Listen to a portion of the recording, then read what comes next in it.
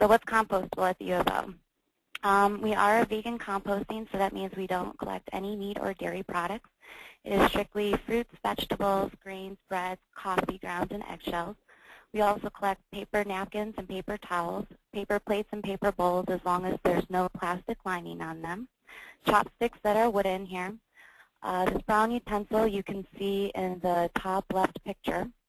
It's a compostable utensil produced by Cedar Grove, which is a composter up in Washington. And our catering department sells these, and so we're able to compost those. We tried the other compostable utensils like the spudware. However, they have a high heat resistance, so they weren't breaking down in our commercial composter. We do collect food boats. You can see just below the utensil. That's also from Cedar Grove, and it's wonderful, too, because it's actually labeled compostable, so it's not very confusing to the folks on campus here. We do collect eco-tainers and compostable cups, and they're lined with the polylactic acid. And then we also collect wax cups. You can see in the top right corner, our residence halls, they sell a wax Pepsi cup, which we are able to compost. Brown to-go boxes there on the bottom right. Those are also from Cedar Grove, and we're able to collect those. Catering has those for their box lunches. There's another type of to-go box on campus. It's that white clamshell paper, and it has no lining on it, and we are able to compost that as well. Wax cardboard we really don't get much of, but we do get them from Central Kitchens, and we haven't had a problem composting that. They really haven't had any metal staples in there or anything, so that can go in the composter. Like I said before, we're not able to compost meat or dairy. We are able to compost pastries and stuff like that because the egg is already cooked through. I put on there plastic because I'm always finding coffee lids and condiment packets, especially sugar packets that people toss in the compost.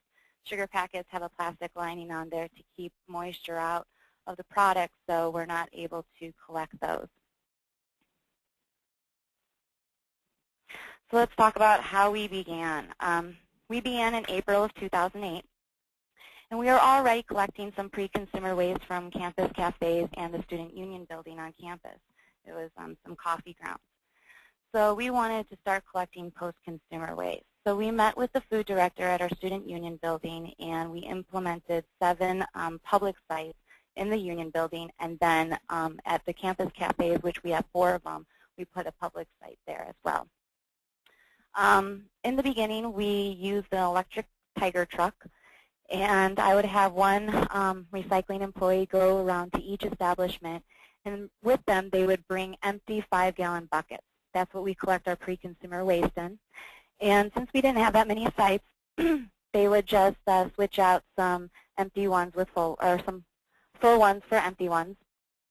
And we would load them all up into the back of the Tiger truck, and they would also go to the public sites, and we used bio bags to line the public sites to keep it clean and contained, and they would just switch those out with clean bio bags.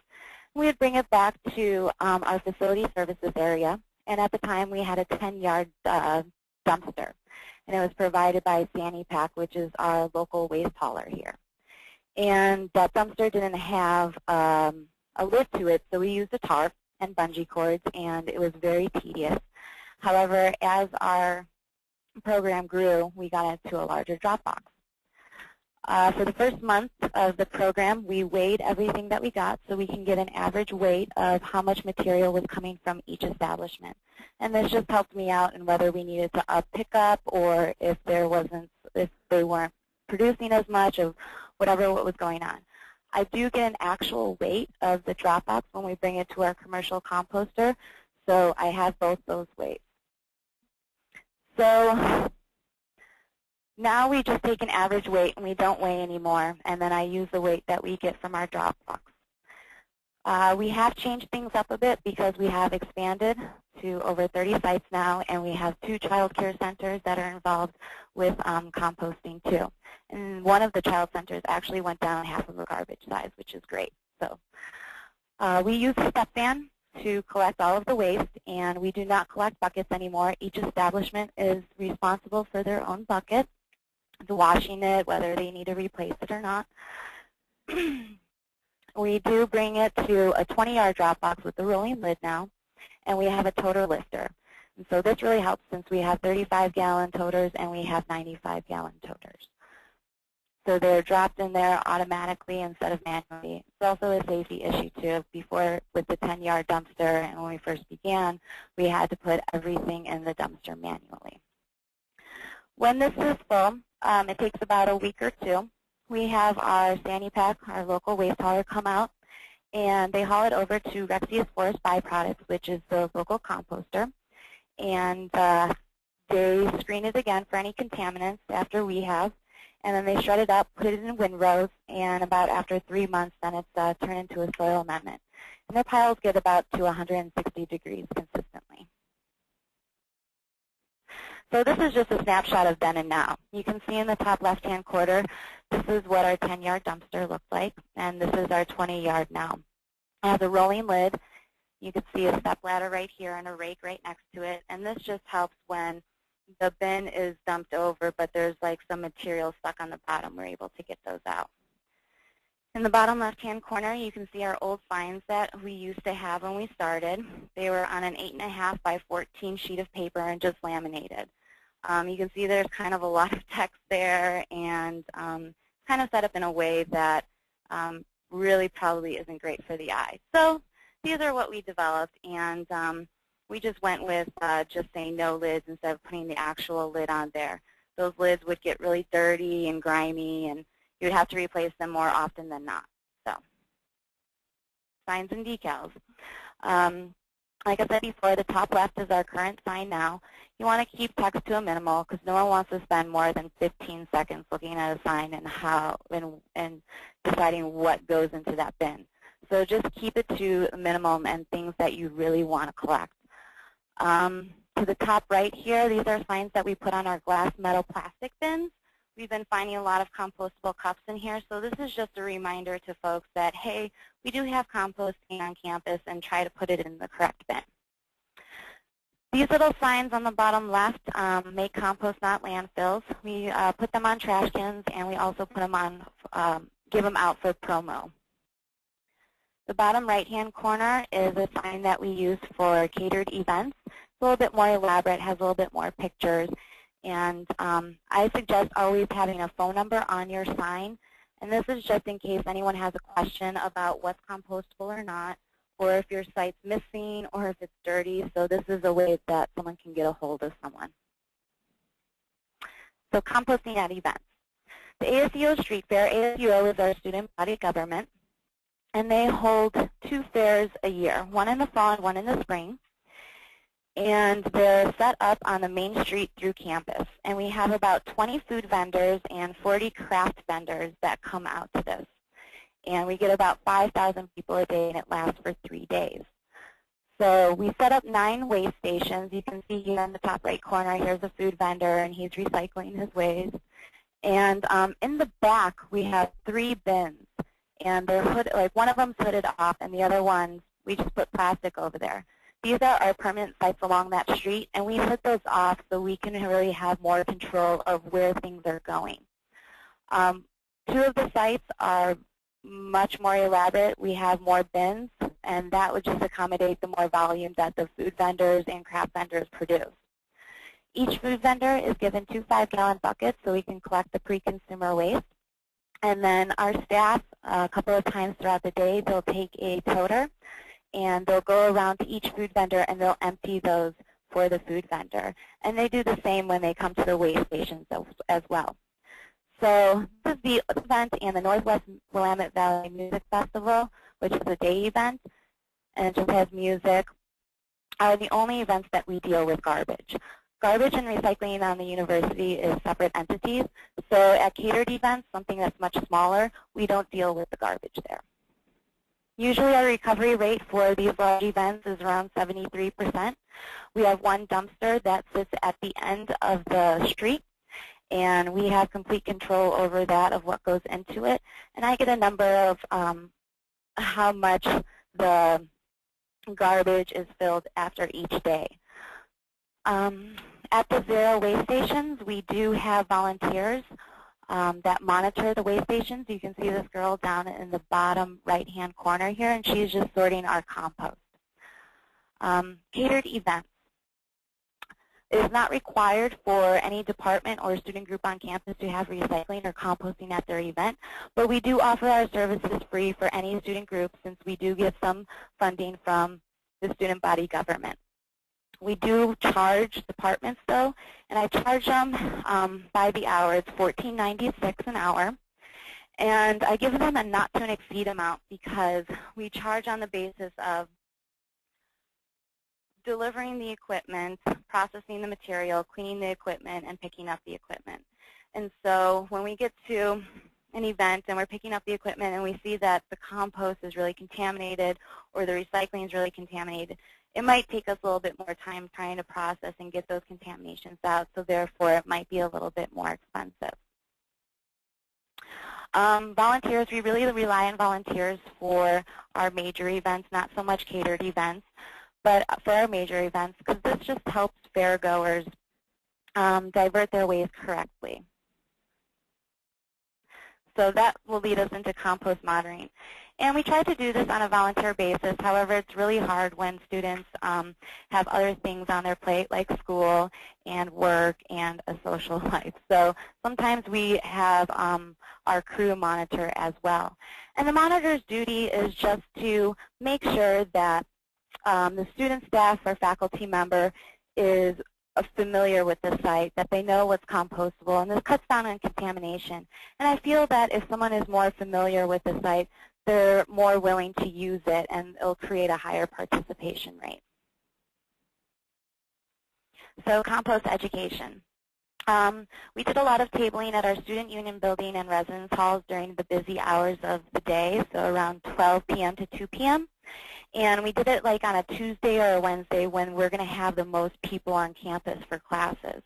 And we would set up these tables and we would have posters that would talk about the benefits of composting, where compost location sites were, or even how we process composting on campus. And we would do little giveaways too of either stickers or compost buckets for your kitchen counter. The compost quiz is questions that we came up with about composting, soil, and landfilling.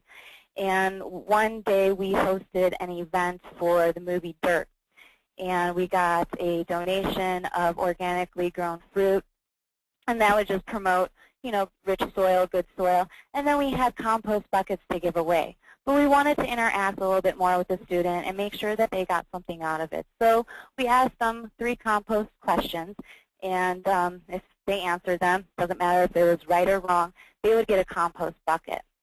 And so just really having a presence on campus, make posters, create costumes, just really be out there because people might not know or realize or recognize because they're not really thinking about it.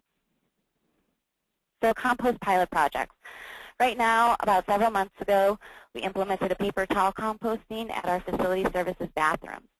And it's going really well. As you can see, these are the signs that we use, and we ask for hand-wash paper towels only. So we don't want any paper towels that have sanitizers on them or human fluids.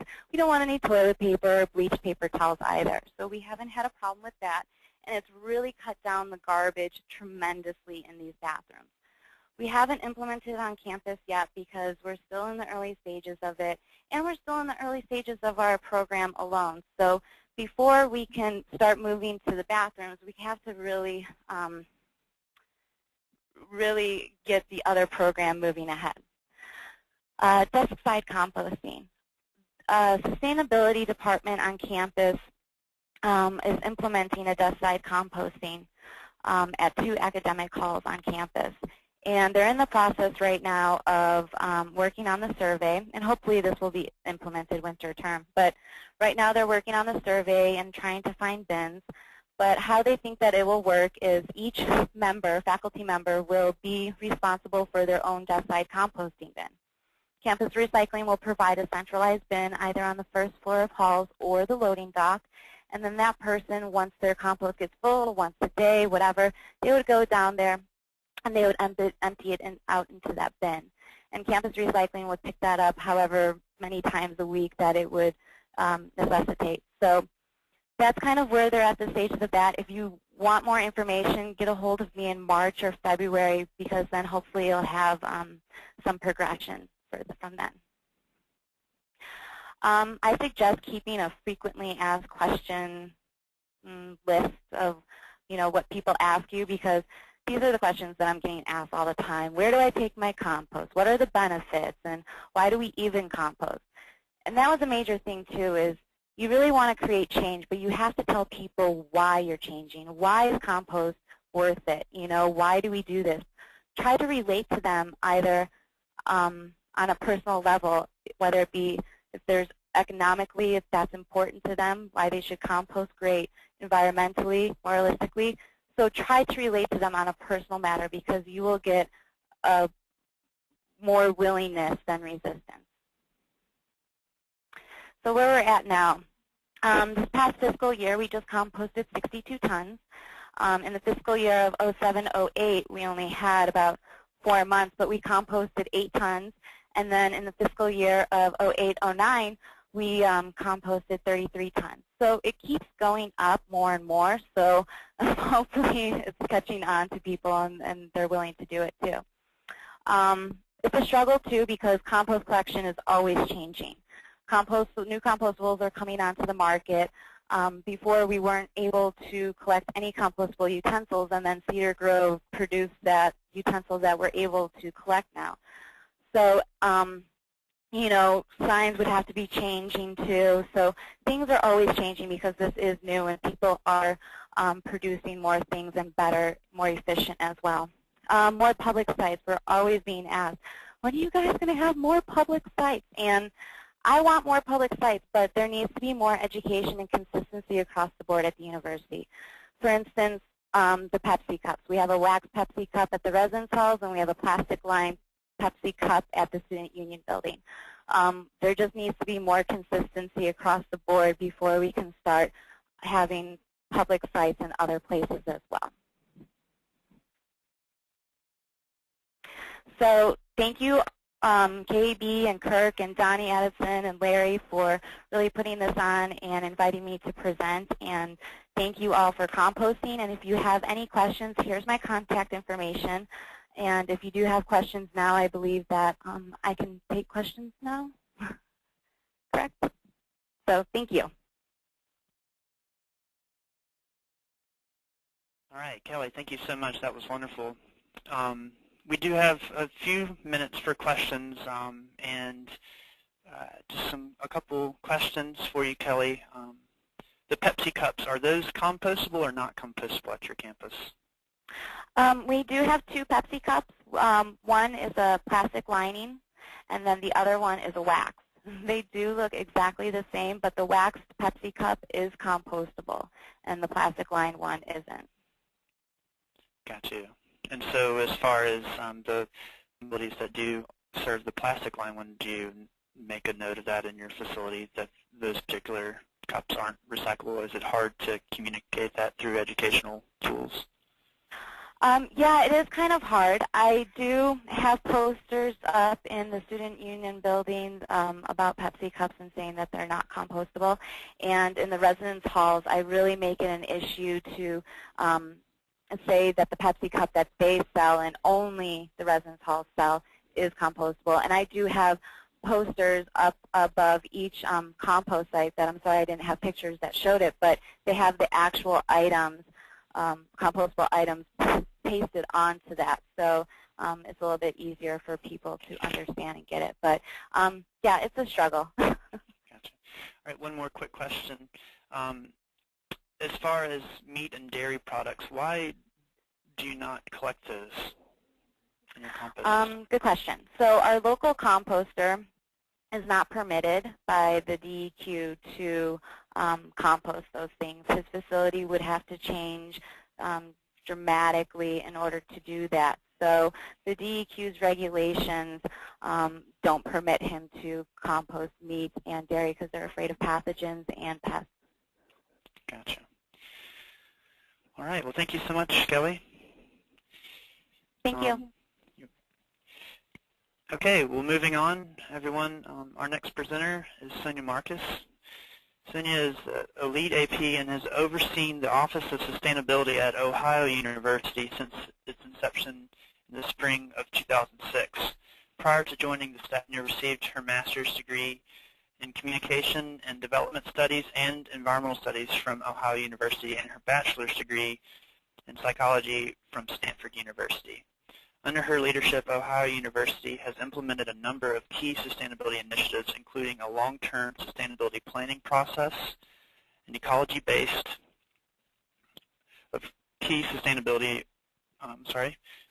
an ecology-based student residence, an innovative efficiency program targeting student rental units in the Athens community, a highly successful dorm-based energy competition, 3 LEED registered renovation projects, as well as a campus-wide composting system, which is the largest of its kind at any college or university in the nation.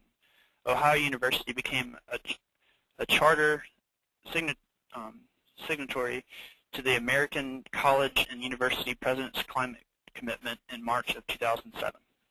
Sonia, take it away. Okay, thanks so much, Donnie. I think our case here at Ohio University complements the University of Oregon's well, because it's similar in some ways, but in some ways it's very, very different. I am going to, let's see, advance the slide if I can. Yes, okay, so let's start with this. Why bother? As you're probably aware, composting on a college campus is a very complex project to undertake, more complex in many ways than other projects in the sustainability area, because it involves so many different stakeholders and so many people across the campus, and environmental health and safety issues, and a difficult cost justification in some cases. And so, there's a good amount of convincing that you need to do, even though everyone is aware of generally of the environmental benefits associated with composting. So I'm going to just talk for a moment about how we did, and we as a team, a number of people were involved in this, were able to get buy-in for this project here at Ohio University. This is a picture of our Student Center, which opened in January 2007, which was not very long after the creation of the Office of Sustainability that happened in spring of the preceding year. And in addition to having a fancy escalator, which is the first in the whole region of Southeast Ohio, it also has a very nice food court area, which is on the ground floor. And it's interesting that they were planning actually originally, or so the story goes, using China in the food court area, or at least it was being strongly considered. And then I guess at some point in the process, people realized that China was not going to be a workable option for our food court, because the food court was built on the ground floor with many, many different egresses that you can see here in this photograph. And we actually encourage people to kind of migrate out onto the patio area. And we just felt like, I guess a lot of the China was just going to be walking right out the door. So then a decision was made to use disposables, and there was an internal champion within the dining department, or there were a couple of them actually, who strongly argued for the use of biodegradable serviceware as an eco-preferable option. And it's interesting that people were fairly comfortable with the idea of considering this biodegradable serviceware, but at that time, no one was talking about actually composting. And this is probably something that you're familiar with. I'm sure you've seen in many locations and cities and service areas, people using, quote-unquote, environmentally preferable materials, but not having any plans to compost it. And it's arguably of little to zero environmental benefit if it's not being composted. Particularly in our case with one particular material, which is the corn-based PLA, polylactic acid, the stuff that looks like plastic, clear plastic. We use clamshells in the salad bar. That one in particular, you can say that using something that's made of corn isn't necessarily environmentally preferable because of the huge fossil fuel inputs that go into growing corn itself. So composting was really important, and the Office of Sustainability was involved in coordinating and pulling together the pieces of this project, which obviously would go way beyond the biodegradable serviceware at the Student Center. And we also started trying to hustle the money that would be needed to get the project started. But in the meantime, we did get people to start sorting their material correctly right from the beginning when that Student Center first opened. We felt that it was an opportunity with a whole new food court to establish a new process. And we early on developed this board. This was actually suggested by a faculty member here at OU who said, you should really have the actual materials attached to the board that should go into the compost bin, and this was a board that people really liked and had an easy time understanding and responding to. Unfortunately, it didn't conform to what the folks in our interior design department felt was appropriate for that space. And I have respect for their opinions and their perspective, and honestly, there should have been more checking with them before this happened. But in the end, this was taken down, and we had some smaller signs that were created that go right above the waste bins. And I don't know that they're necessarily less effective, although this one was particularly appreciated. So we also tried to get the staff in the dining halls to start sorting from the very beginning. That proved to be extremely challenging. When they were aware that the material wasn't going to go into a composter until we got the project up and running, there was just very little to no motivation to participate. I will say, though, that once we did get the project up and running, the transition for the dining hall staff, from what I understand, has been very smooth, and people have said that potentially in certain locations it's even easier than what they were doing before. This was a poster that we developed for use specifically in the kitchen areas, and it clearly separates the items that are trash from the recycling and the compost. So while this was taking place in the Student Center and people were learning about composting and seeing articles about the fact that we were going to be composting soon once we got the site up and running, we were putting a lot of energy into pulling together the money and the internal support for the project. And what we wanted to do was have an in-vessel composting system. This is me standing in front of our in-vessel composting machine, the outtake area. And we didn't have the option, as was the case for the University of Oregon, of using a third-party hauler. That we just didn't have a third-party hauler here in Southeast Ohio who was capable or interested in taking our organic waste. So we had to do it ourselves. So what's an in-vessel composting system, and how does it differ from the alternative, which is aerated static piles in most cases? Well, here's what you have if you were looking at a cross-section of the machine. On the left side, the material goes in, and we're able to load about 2 tons of waste per day. That's actually determined more by volume as to when the box fills up than by weight, but it ends up being about 2 tons of material per day. And then that is loaded onto a tray, and then inside of this unit, there are 14 trays in there. And every time you load another one up, you push a tray through on the bottom, and that kind of pushes all the other trays along, and the material progressively works through this tunnel. And temperature and moisture are being controlled inside the machine, so you can achieve more elevated temperatures and more consistently elevated temperatures. And when it comes out the other side, now that can be in as little as 14 days, or it could be longer depending on how often you're pushing trays. It comes out looking like soil, although it hasn't finished curing yet.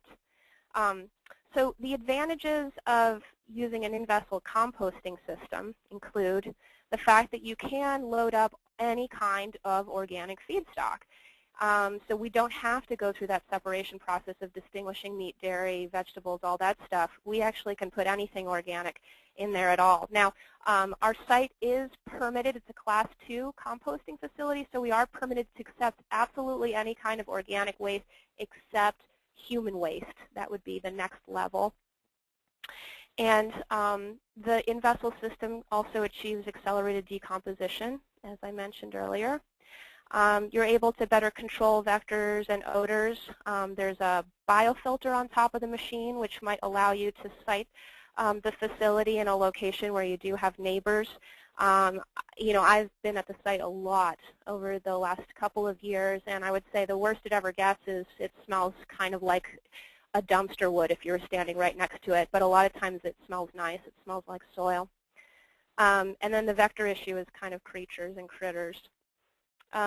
We don't have a need to cover the piles up at the site because there really isn't any substantial food waste present anymore once it's come out of the machine. The stuff that's still breaking down is usually the bulking material, like the wood chips and the leaves and whatever else we've been adding to it that still has some decomposition to do. And then you are able to put in the biodegradable serviceware, although, as I'll mention to you a little bit later, we have had some challenges with that. So by January 2009, we did get our facility built with a substantial amount of financial help from the Ohio Department of Natural Resources, although Ohio University did front quite a lot of cash as well. The upfront capital costs of this project were about $1 million all told. And here are the specs on the unit that we have up at the site right now. It was built by a company called Wright Environmental, which is based in Ontario, Canada. It can handle 2 tons of materials per day, and it is a continuous loading system, so you never have to stop loading it. The machine itself cost $325,000 in 2008. And then we do believe that it has the largest overall capacity, which is 28 tons of material at any particular time at any college. And that was part of the selling point of the project, of course, is that it would bring very positive attention to the university and serve as a focal point for our sustainability efforts. We collect from dining halls and our central food facility as well as the student center. And we do not use liners in our containers. I noticed in the photos from the University of Oregon that they were using liners. We don't use the liners because we would just have to break them open anyway when they get up to the site. We have a box truck that's assigned to the compost facility that does 2 runs a day. There's one full-time staffer there, who you'll see a little bit later, equipment operator position, along with a student staff person in every shift who do the runs. And I'll also point out that we are not currently charging back for the service. We are charging for recycling and trash pickup services in dining, but we're not charging for composting. That may change in the future, but it depends in part on sort of how we're figuring the savings also associated with the project. We did hold a big ribbon cutting ceremony at the beginning of the project. This is the president of the university actually who's speaking here. It was a lot of fun, and I think people feel like it's a great source of pride for them at the institution.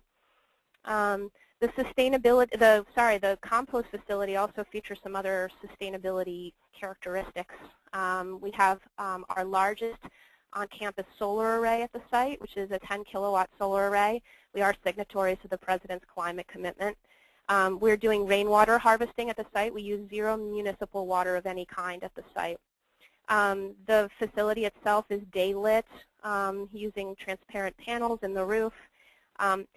One thing we did consider and then we decided not to do was a compost toilet on site, which would have been in keeping with the spirit of the project, but we realized we weren't going to have anything special to do with the material that was generated from the compost toilet, so we decided against that. We have done many, many, many, many tours of the site, so we've brought hundreds and hundreds of students, Ohio University and other people, up to the site over the past 2 years. To talk about some challenges. To date, we've composted about 550 total tons of material, and we've generated about 14 megawatt hours of solar electricity, which accounts for about 50% of the needs of the site. But as you can see here, we've been challenged by the biodegradable serviceware. And the EPA and our local health department haven't been super helpful because we seem to always know more than they do about this project and about projects of this kind. They've also given us a tough time on handling runoff from the site and made us do things that we didn't think made any sense and then turned out didn't make any sense. We've also had some challenges in keeping temps up on the material, so it's kind of a delicate kind of skill that you develop over time in terms of balancing carbon and nitrogen in there and reducing water and liquid waste. We have addressed also the issue of food waste being generated by students in the dining hall, which is of great concern. This is what a tray oftentimes looks like when it hits the belt again, which is just shameful in addition to being an environmental issue. We've done a lot of programs in the dining halls, and we'll continue to do programs in the dining hall, encouraging trays that look more like, let's see, this one. When we see a student come back to the belt and they have a tray that looks like this one, we make them wear our silly crown, we take pictures of them, and we enter them into special drawings, which seems to be a more positive way of approaching it. So what's ahead for us? We're undergoing a major expansion in 2011, funded in large part by Recovery Act funds, over $1 million.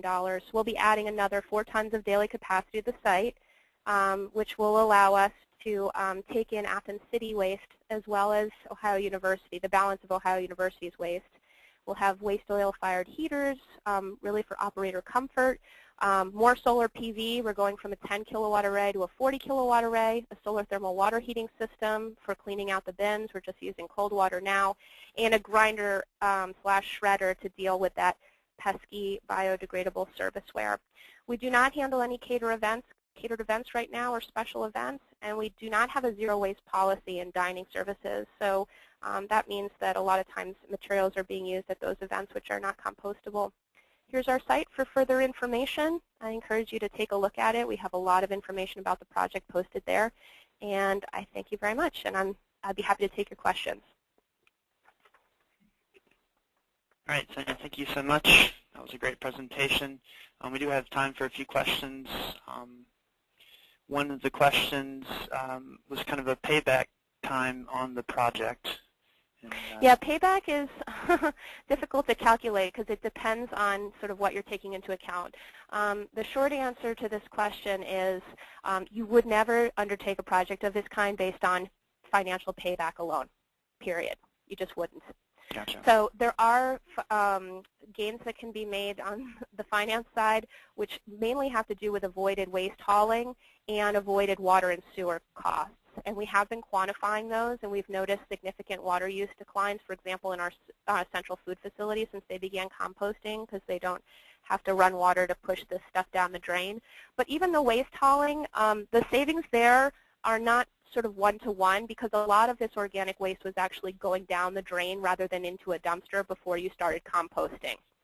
So, and the way we get charged here in Athens, Ohio for that is we get charged the same number of gallons for water and sewer. They don't monitor water and sewer separately. So whatever gallon of water you use, that's exactly how much you're going to get charged for sewer. So the fact that we were actually pushing all this food down the drain, in some ways we haven't realized the savings associated with that. It's more like the city of Athens has. Gotcha. And another kind of double question here. As far as, you know, we definitely got the part of the food waste going in, but what carbon sources or bulking agents do you use? Okay. And then right. after, I guess another follow-up is, you know, once you have the product, then what are some things that you guys are using the product for? Good question. Okay, so what we've been using different bulking agents over time. We've found that wood chips have to be pretty small in order to work well for us. We've been getting those partly from Ohio University landscaping waste. We have a large rural campus, so we do have quite a bit of grounds waste of our own. Then some from the city of Athens, some from our local stables. There's a place called Last Chance Corral that takes care of horses that have been abandoned by other people. They've given us quite a bit of animal bedding from that facility. So it's been a mix, but you know, and sometimes you get a lot of stuff, and sometimes you have to maintain good relationships with people in the area to be able to get all the carbon balance that you need for the project. And as for what we're doing with it, we're planning on using it on campus. The main environmental benefit from the project comes from diverting this waste from the landfill. But it's true that, you know, the product itself obviously has a value. We do not sell it, nor are we planning to sell it at this time, partly because it would also draw in some liability issues for the university if people weren't satisfied with the quality of the product or had some dispute over what was in it, and, you know, potentially expose us to charges of competing with a potential private business. So that's not our aim on the project. Right now we're just keeping it and using it here on campus. Gotcha. And one last question. With the biodegradable serviceware, the forks, the spoons, I noticed in the great picture you had on the slide presentation that these things aren't fully breaking down. So what are y'all doing with that stuff? It's actually really annoying because we're having to sort those out and trash them until we can find a way to manage them so that they're breaking down. Because essentially what we were told when the Athens Health Department came up to inspect the site early on was, well, listen, if that stuff's not breaking down, then it's trash, and you're not permitted to accept trash at this site. And so that's part of the reason we want the grinder, but we've also, as has the University of Oregon, been experimenting with other types of biodegradable serviceware, which have been working better for us, and I think this next, or the presentation that's coming, right after this next one is going to deal with the products that seem to be breaking down best rather than fragmenting. Great. Well,